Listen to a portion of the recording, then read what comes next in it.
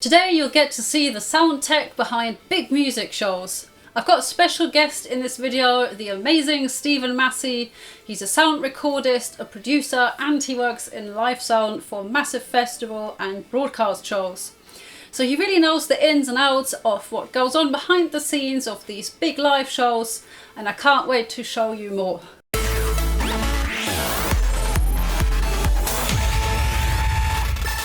Hey guys, welcome back to my YouTube channel. If you're new here, my name's Kirsten. I'm an audiovisual artist under the name Nyalki, and I've recently written the book Performing Electronic Music Live. One of my chapters talks about venues and playback systems, so basically the performance setting and how that might influence how you design your show. So this tutorial video actually accompanies that chapter, but you can of course also watch this video without reading the chapter.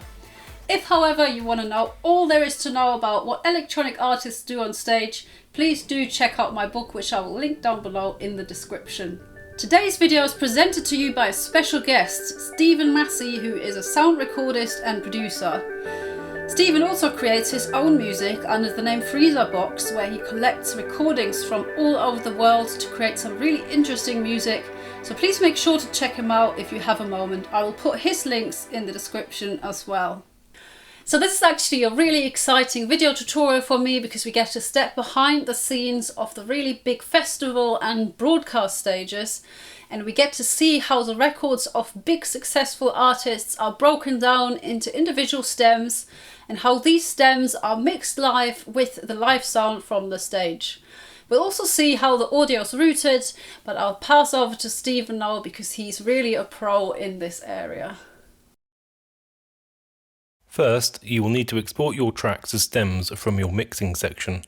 Here, I have grouped together all of the parts for each stem and then exported them as full quality WAV files.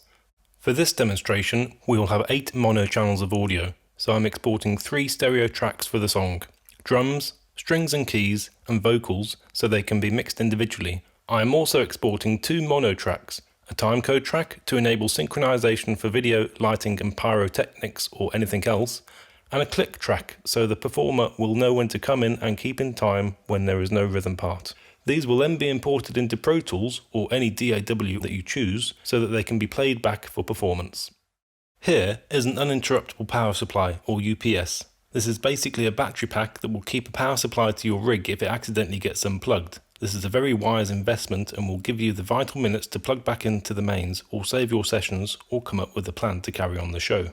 This is the playback rig. It consists of 2 laptops, an audio interface and a MIDI controller to trigger play on both machines simultaneously. Both Pro Tools sessions will need to be identical.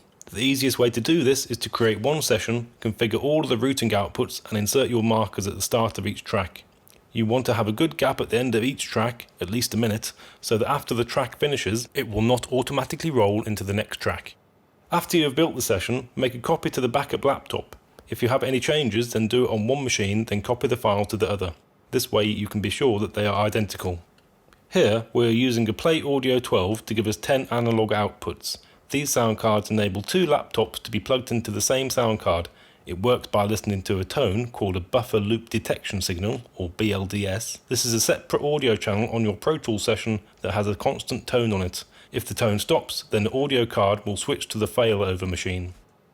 Ideally, you will have a MIDI trigger. This will enable you to start both machines at exactly the same time.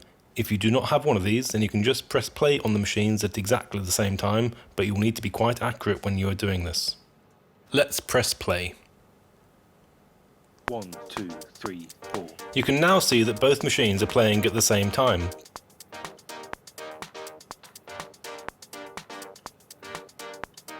The green flashing light on the Play Audio sound card is telling us that it is passing audio from machine A. If I now stop machine A, you will see the green flashing light turn to a red flashing light. This indicates that it is now passing audio from machine B. As you can see, machine A is stopped and machine B is still playing.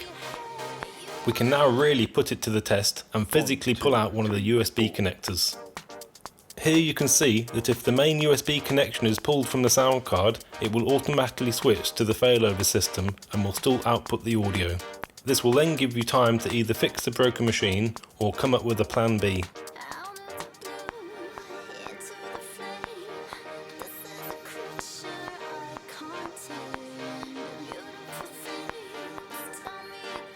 Now we have seen how the playback system works, we can look at where the audio goes when it leaves the sound card. For a large gig, we will need to split the signal so that it can go to many places. In this example, we will be splitting the signal 2 times via an analog split rack, but the principle is the same whether you are splitting to more places or doing it using a digital or analog signal. Here is the input, and here is the output to our monitor board and the output to our broadcast truck. This split rack has an electrical or hardwired output and a transformer or isolated output. In most cases, you will want to connect to the isolated output to eliminate any ground loops that might cause hum or noise, reduce the risk of electric shocks, and protect the equipment. The live musician's audio gets routed into the split rack too via mics or DI boxes. You can now see that we have 8 inputs showing on the monitor desk, enabling the engineer to derive several mixes for fallback or in-ears. For example, the drummer might want a really loud click track, while the singer only wants a tiny bit, and the keyboard player may want more keys, and so on. These can then be routed out of the desk for monitoring via the auxiliary buses. The second split in this example goes to a broadcast truck, but this is the same principle for a split signal going to front of house to enable a mixed balance for the main public address system at the venue. Here you can see that the signal has been routed to a multi-track recorder and can be sent to anywhere else down the line from the broadcast truck. The broadcast mixing desk has completely independent control from the monitor mix, allowing the engineer to process and route the signal however they like without affecting the other mix.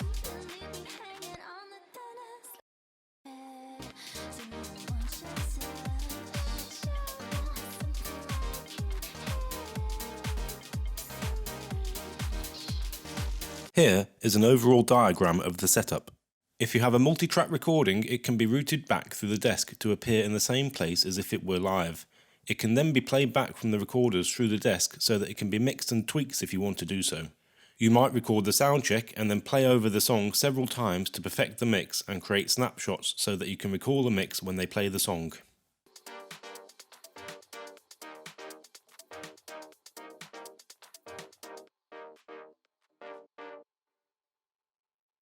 Thank you guys so much for watching this tutorial video. I hope you enjoyed watching it as much as I did.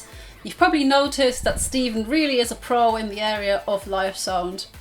If you want to see more tutorials about how to perform electronic music live, please do subscribe to my channel and stay tuned for the next video. So thanks again for watching, and I'll see you next time. Bye!